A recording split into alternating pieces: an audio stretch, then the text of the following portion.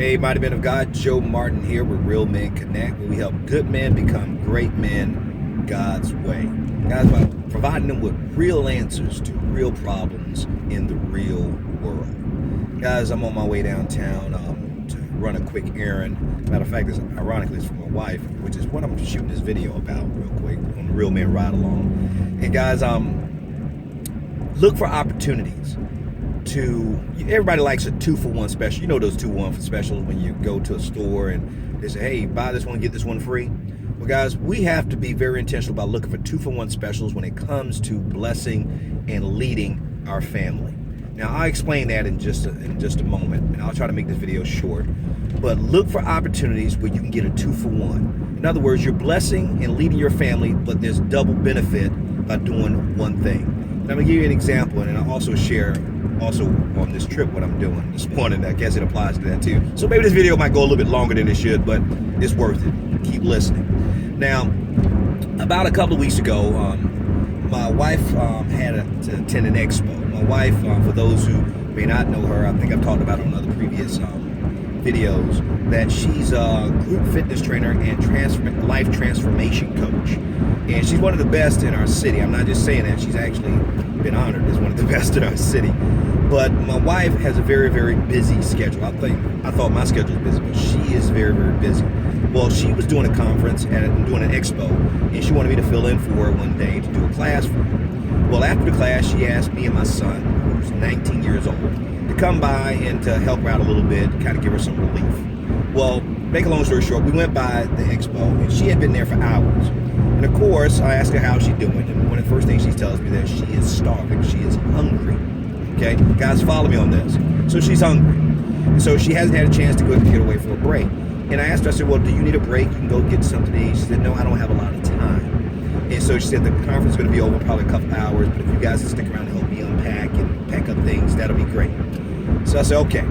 So now by this time, my son and I, we haven't eaten anything yet. So we decide to go grab something to eat while at the place. Now, the reason why she hadn't grabbed anything to eat at the place, because they don't really serve a lot of healthy stuff. Remember, she's a fitness trainer, and she's real big on health. So my son and I, we tell her we'll be right back. We're going to grab us something to eat because we hadn't eaten anything all day. So we go out and get something to eat. Now, follow me on the 2-for-1. We get to a place where the menu is not that healthy, okay? They have some good stuff, but it's not really that healthy. My son orders, I order, and then I place an order for my wife. My son looks at me. Here's the 2-for-1. He says, Dad, why are you ordering my wife this? Why are you ordering Tanya this? And I said, well, it's because she's hungry. He said, well, she's not going to eat that because she's a healthy eater, and she's not going to, appreciate that. I said, oh, no. I said, you don't get it, son. I said, I know she may not eat it, but that's not why I'm ordering it. And he could not understand, why would I order food that she probably won't eat? I said, Kendall, and this is now the 2-for-1, because I'm training him up as a husband, as a spiritual leader, but at the same time, I'm going to show him how to bless his wife, his future wife. See, Tanya's not his biological mother. She's his stepmom. And so he didn't get to see me do it right with his mom, so I want to show him how to do it right with my wife. And so when he gets married, he'll know how to bless and take care of his wife and lead her, not just lead her, be a leader, okay? So I told him, he said, Dad, I don't understand why you're getting the sandwich for her if she's not going to eat it. I said, well, maybe she might, but I'm not banking on it because it's probably not her cup of tea. I said, but here's a way that how you bless your wife. I said, first of all, you have to die to yourself and what you want and to give her what she wants. Now, it's not about getting her the sandwich. We know that she may not eat that. But I want to send a message to her that I have her covered, that I am thinking about her. Now, excuse the glare in the background where the sun is behind my back. I say, so it's not about whether or not she eats the sandwich, but what she's going to think about our marriage for me thinking about her eating, because I'm concerned about her not eating. And so my son looks at me with this weird look. I said, think about it. It's not about what I'm doing for her today. It's how she's going to feel about it tomorrow, or even next month, next year, even when I'm dead and gone. That her husband always thought about her best interest. I said, does that make sense? He said, well, I think so. I said, well, watch her reaction when we do it. So at the same time, I'm teaching him the 2-for-1. I'm teaching him how to love his wife and to do it sacrificially. But at the same time, I'm going to try to bless my wife. So we take the sandwich back, and we take our sandwiches back there, and we meet my wife. And I give her the sandwich, and I told her, I said, well, I thought about you, baby. You were hungry, so I decided to get you the sandwich. Her reaction, baby, you know I can't eat this. This is unhealthy. I said, yeah, baby, I know, but I didn't know what else to get you, and I didn't want you to have to wait another couple of hours to eat something. So I figured I'd get you something to eat, even if you had to just take a bite out of it. There's no big deal. If you don't eat it, we'll give it to Kendall. My son would eat anything. So I didn't want her to feel guilty and feel bad for not eating it. So you notice how I told it. I'm showing my son this at the same time. No, baby, it's not a big deal. No, if you don't eat it, I understand, because it's not what you normally eat. But because if you don't eat it, it's not like we waste our money. Kendall will eat it. I just didn't want you to have to go too long without eating, because that could be dangerous.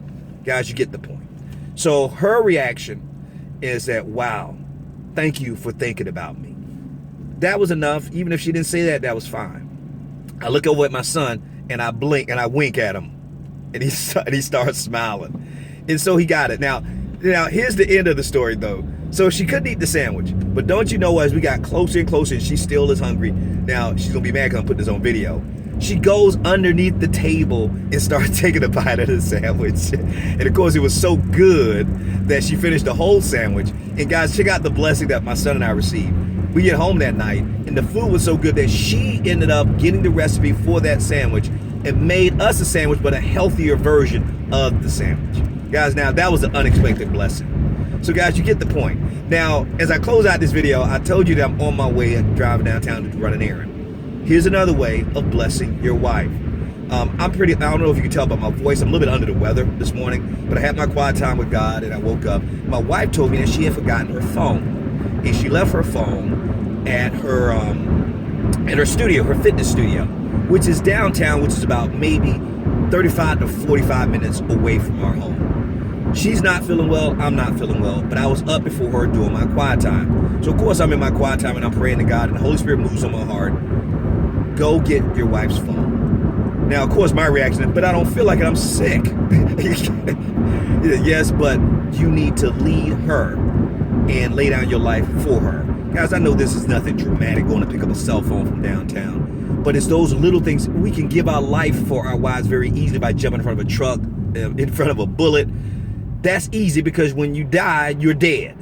But you know what is a bigger sacrifice? Dying to your desires, dying to what you want, your expectations.